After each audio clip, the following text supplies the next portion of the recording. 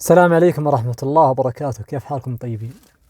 قبل كل شيء اذكروا الله وصلوا على خير البشر المبعوث رحمة للعالمين نبينا محمد صلى الله وسلم وبارك عليه أفضل الصلاة وأتم التسليم، صاحب الوجه الأنور والجبين الأزهر، أشرف خلق الله، عليه أفضل الصلاة وأتم التسليم. وبعد، بناء على طلب أحد المتابعين انه يقول نبي يعني تعطينا القصة في مكان كذا هدوء وظلام.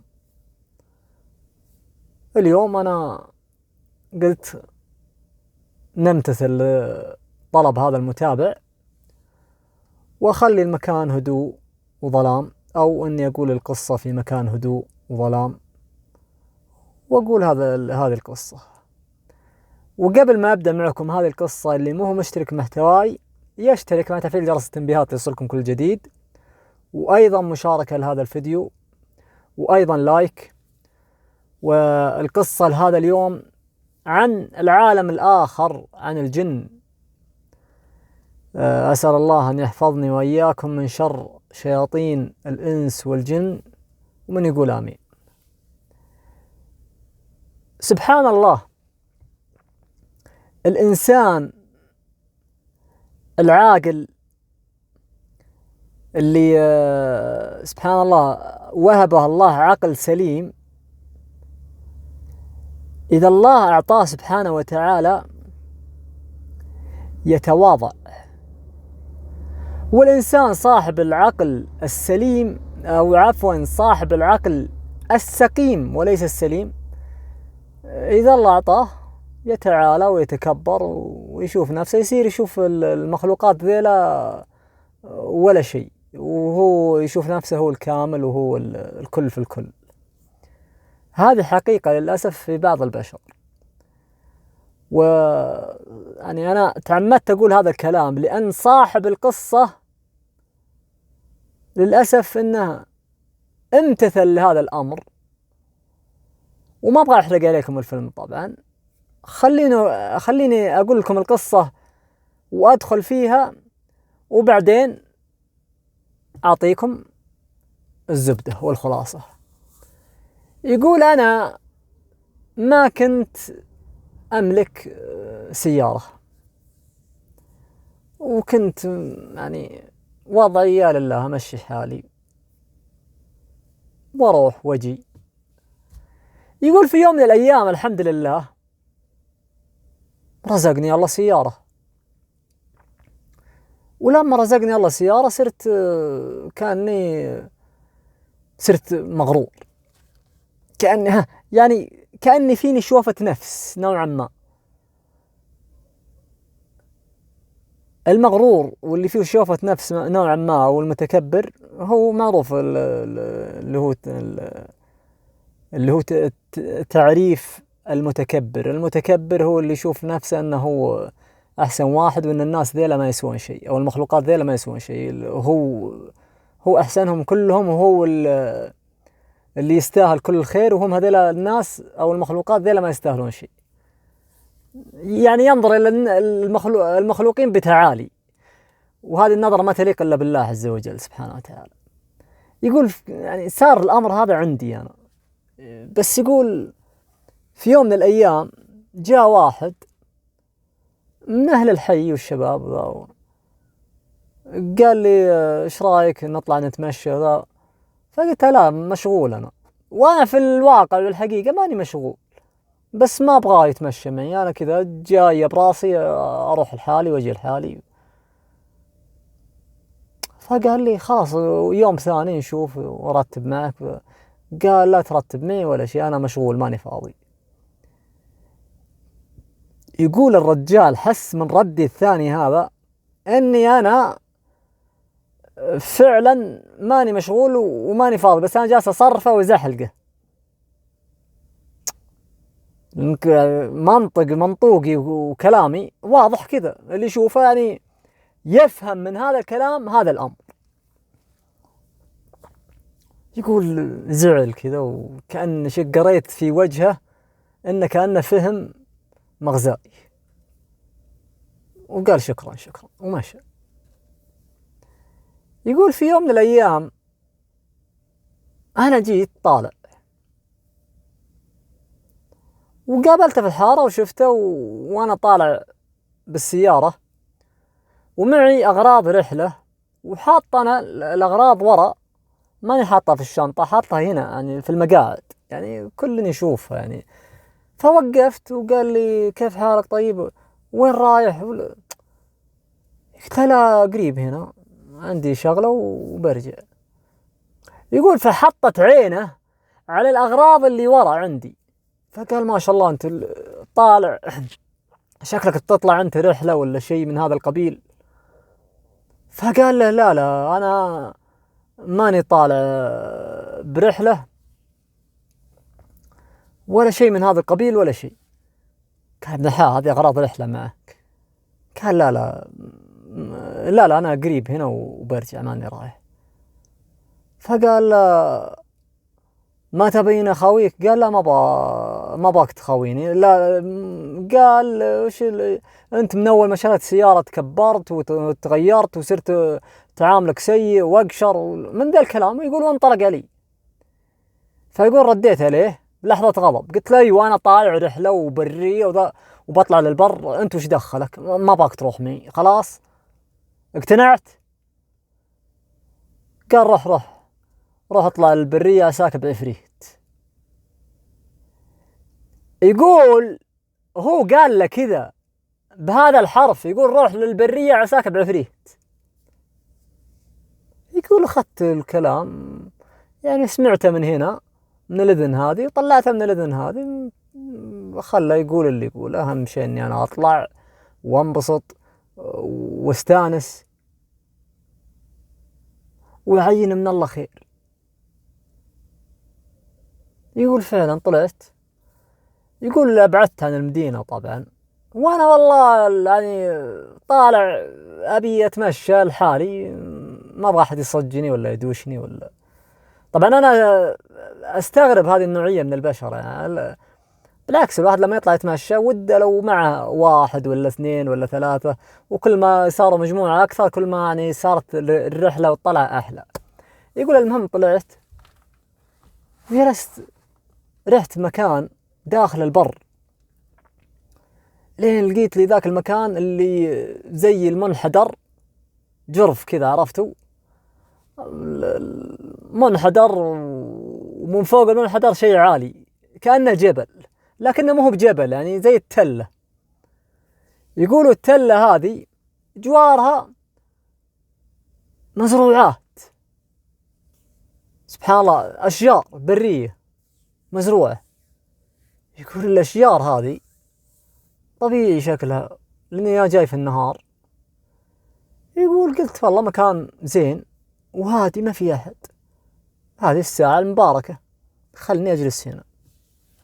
يقول جلست وأنا والله كان عندي مو بخيمة زي الشراع الطربال عرفتوه يعني زي الساتر يحطها مصد عن الهواء ولا شيء من هذا القبيل. هو أصلا ما فيه هواء بس هو يبغى يحطه كذا لأن وقتها الجو ساكن وأيضا على منحدر وفيه شجر، يعني هذا الحالة يكفي.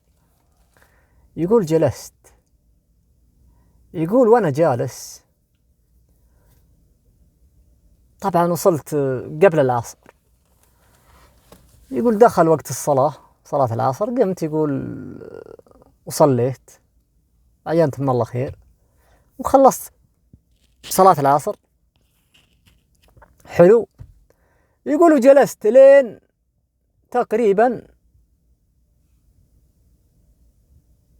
دخل وقت المغرب،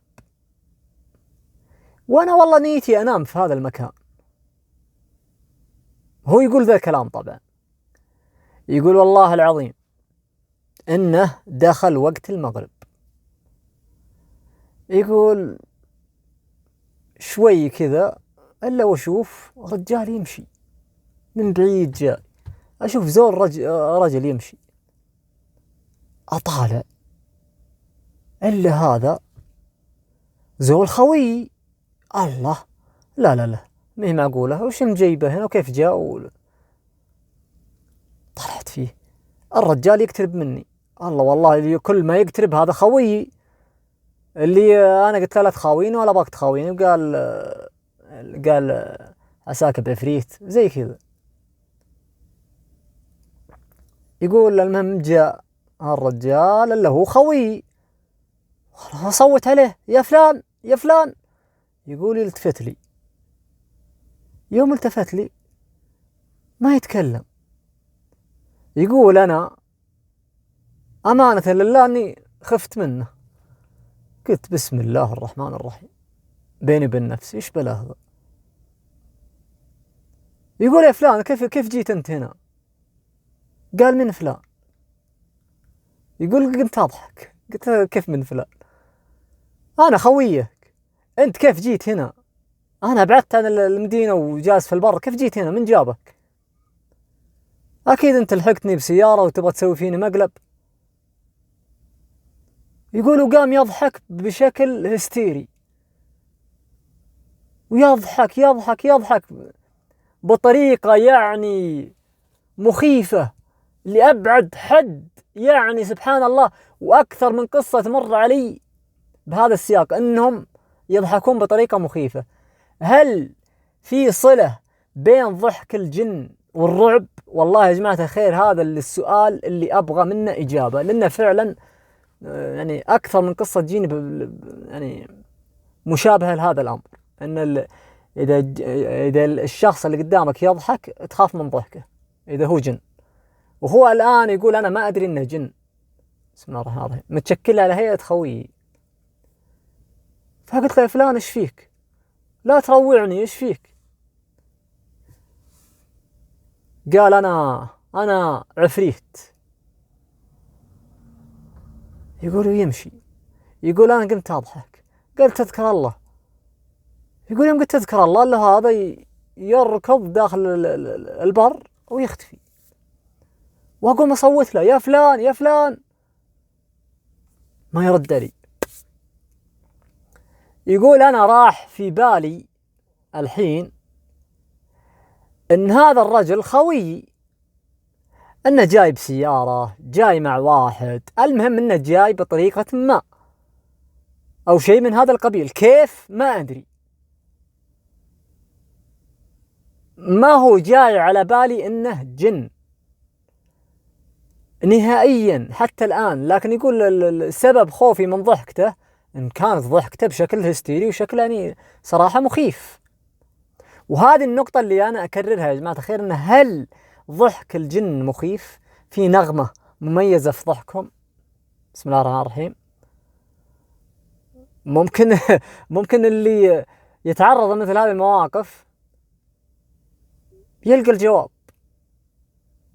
الله يعافينا وإياكم من هذه المواقف، قولوا آمين. يقول جلست ولحقت وراه، أو بمعنى صح ما جلست، يعني أخذت لي ثواني كذا جالس. يقول جالس أفكر استرجع، قلت خلني ألحق وراه شوف وين راح ذا الآدمي. يقول لحقت دورت فص وملح وذاب، ما هو موجود على الوجود، غير موجود على الوجود، وين راح ما أدري. يقول أنا تعجبت، وحتى هذه اللحظة ما خطر في بالي جن. بس قلت يوم قال لي أنا عفريت، قلت تذكرت ما قال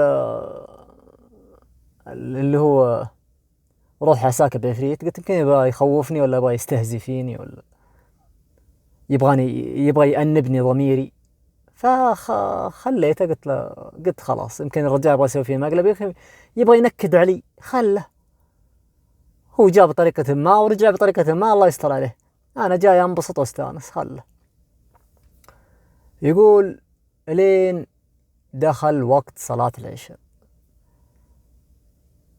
يقول طبعا أنا في برا يعني ما في مساجد عشان أسمع صوت وإنه دخل وقت صلاة، بس أعرف من خلال التوقيت يعني تقديريا.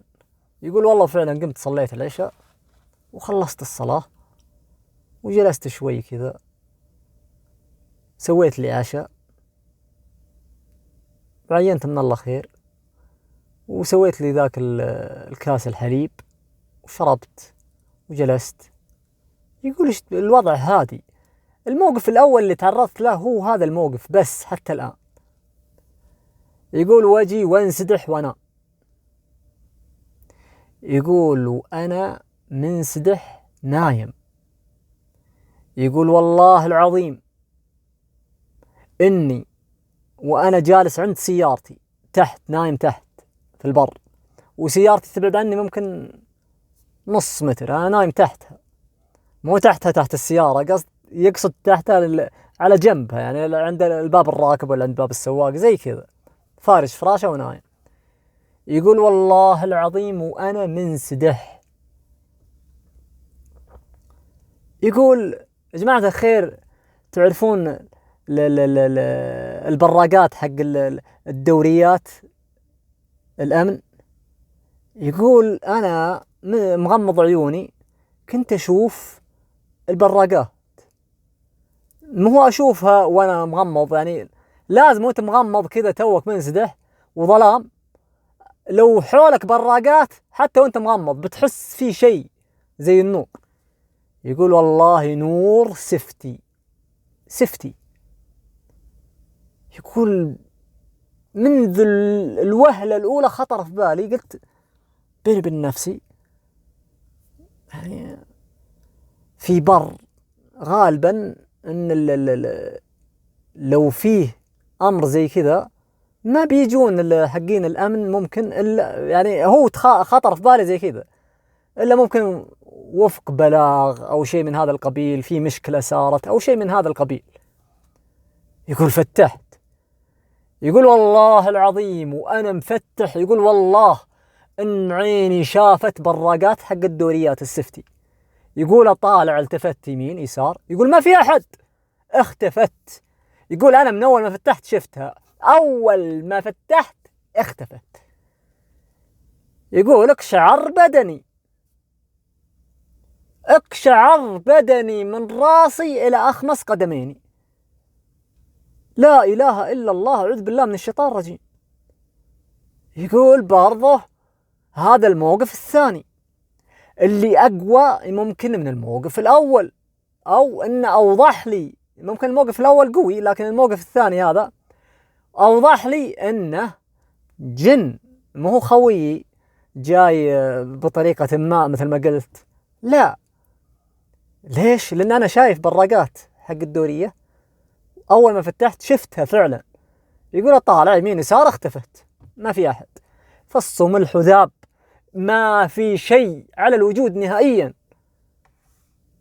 يقول أيضا الموقف الثاني هذا ما أخذت درس، بس صابتني قشعريرة.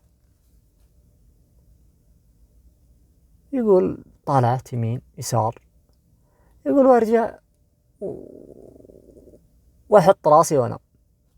أنا والله استغربت، قلت يا آدمي صار لك الموقف الثاني هذا والموقف الأول وتحط راسك وتنام برضه؟ قال والله ما أدري يا أخي، أنا صار لي اللي صار لي كذا. يقول الموقف الثالث هو اللي دقوا فيه خشمي وحذروني تحذير شديد اللهجة. قلت له وش هو؟ قال أنا انسدحت ونمت. يقول لو أسمع صوت سيارة تضرب أكسيدنت، حادث، تضرب الشنطة حق سيارتي وأنا نايم، فزيت قمت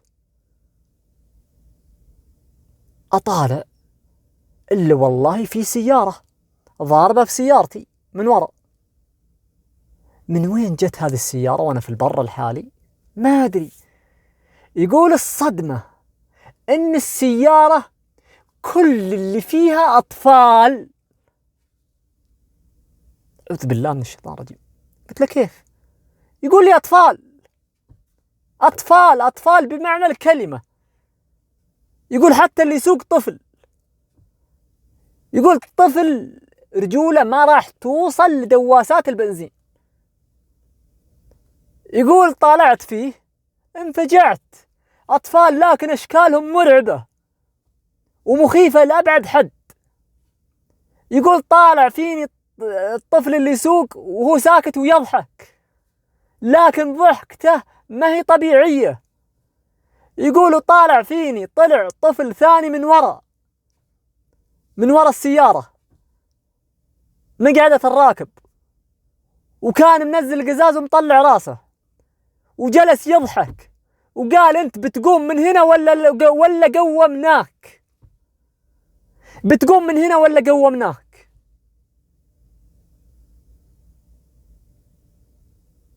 يقول وجيت ساكت، ما إن ربط لساني ولا قدرت أتكلم، وجتني قشعريرة في بدني.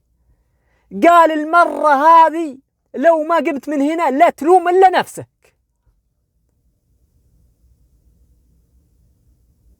حذرناك مرة ومرتين وهذه الثالثة،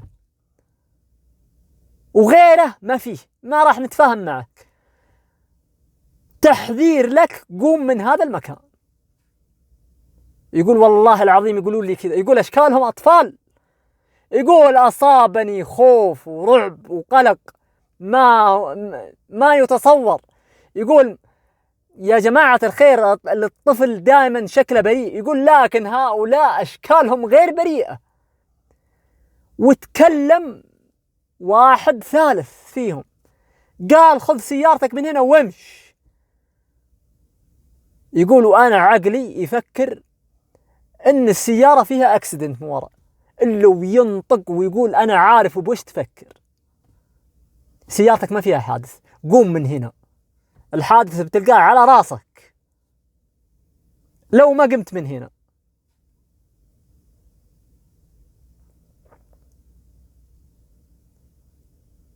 يقول والله وفعلا الشيء هذا، يقول اللي كانوا قدامي بسيارة اختفوا تماما قدام عيوني. ما هو أنه رجعت السيارة ريوس ومشى ولف يمين ولف يسار، يقول اختفوا. تخيل قدامك كائن مثل الكائن البشري وهو جن أصلا، وراكب سيارة مثل السيارات اللي يركبونها البشر، اختفى تماما. بدل ما انه يروح ويلف يمين ويلف يسار ويختفى عن نظرك، لا، هو كان جالس اختفى. هذا اللي صار. وهذه القصة أنا أعتبرها قصة قوية.